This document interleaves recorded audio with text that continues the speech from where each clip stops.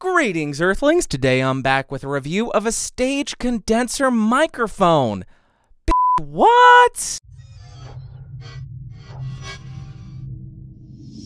So today we are reviewing this guy, the Technica AT2010, which, as I mentioned, is a stage condenser microphone. If you do want to pick this guy up, it will set you back around $100. Like always, I'll throw some links down below. For this review, I have the microphone connected directly to the Focusrite 18i20 with the input gain set at around 245. I will not do any kind of post-processing, but I may boost it in post, so check the doobly-doo to see what I diddly did. Yeah, check the doobly-doo, neighborino.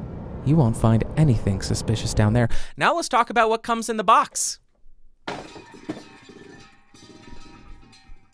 First, you'll get a zippered storage bag, which has a lot of very nice padding to protect the microphone. You will get the microphone, surprise, surprise. You'll get a mount, which does come with a plastic 5/8 to 3/8 inch microphone stand adapter, and you'll get some documentation. As far as the build quality, the microphone feels pretty dang good. It feels like a stage microphone. It has an all-metal handle as well as a metal grill, which does feel pretty nice. And if you look on the inside of the grill, there is some additional foam at the tip of the microphone to help reduce a little bit more of those plosives. Since we have the grill already off, the capsule you see here is actually the same 16mm capsule as the Technica AT2020. And lastly, this mic is somewhat lighter than other stage microphones like the SM58, coming in at 233 grams. Next up, as far as the specs, this microphone has a cardioid polar pattern, a frequency response of 40 Hz to 20 kHz,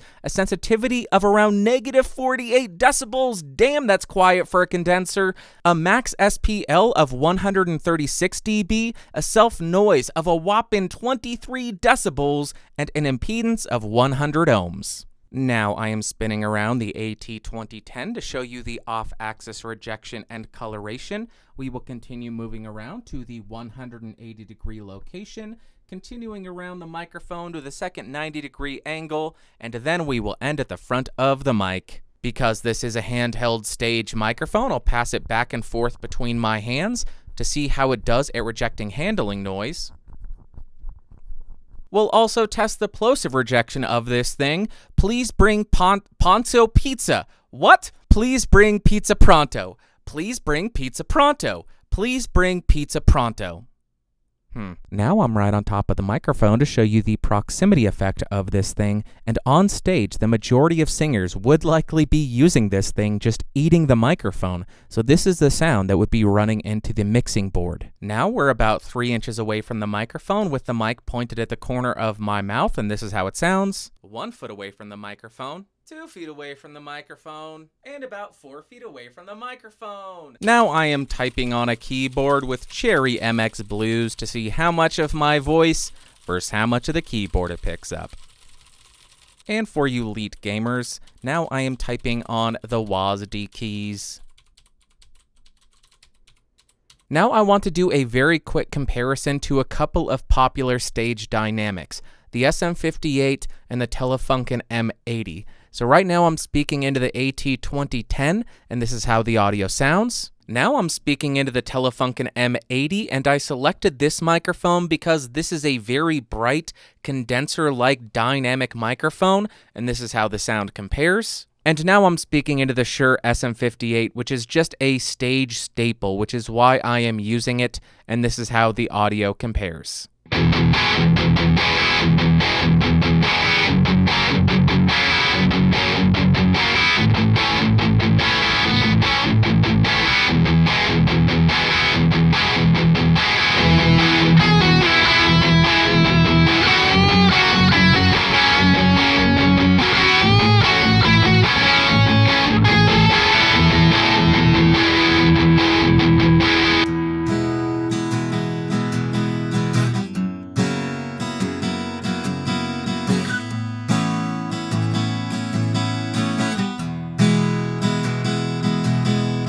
Stage condenser mic, is this what you'd like? I sure hope that it is if it's what you buy. Honestly, you're buying a microphone, you sure better like it.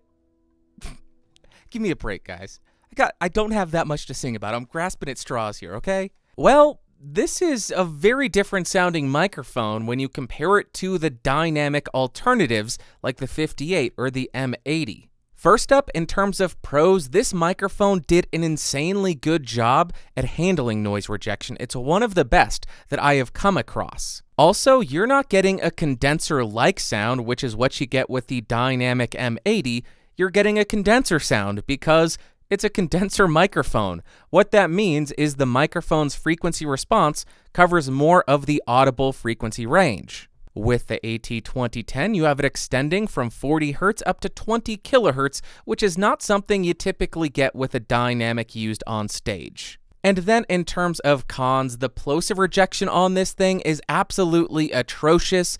I also wasn't hugely impressed with the background noise rejection, although I will concede that it is tolerable. And lastly, at 23 dB, this microphone has quite a high self-noise, although in live environments with loud music going on around you, I really don't think it would be that noticeable. And now, as far as my overall thoughts on the electric guitar, I thought it offered a very even and detailed sound, and I would be perfectly okay throwing this on an electric guitar cab in the studio or on stage if I needed to. On the acoustic guitar, you get a very clear top end with no frequencies that pop out as troublesome or offensive, and you can get a smooth and full low end if you start to utilize the proximity effect on the instrument. Next up, for singing, it sounds like a condenser, which is very different than what you're used to hearing on stage with something like the SM58 or the M80 for that matter, which has a very big presence boost.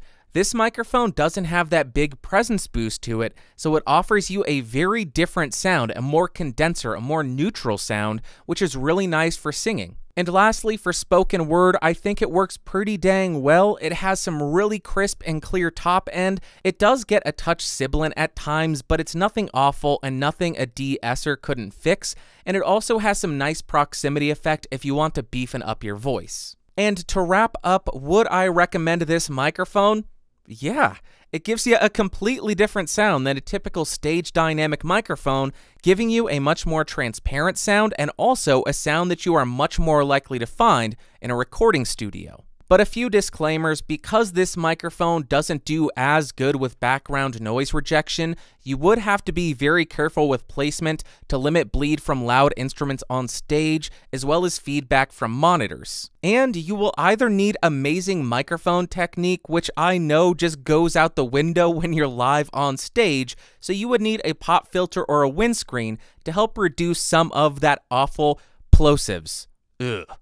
Alright, that is going to wrap up for today. So if you found this video fun, interesting, or oh, you're so cute, helpful, go ahead and give me a thumbs up. If you hated it, give me a big old thumbs down. Want more videos? You can subscribe by clicking that logo down beneath me, and don't forget to hit that bell icon so you're notified of all the reviews I do in the future. Thanks so much for watching. Thanks so much for listening. I'll see you next time. Bye.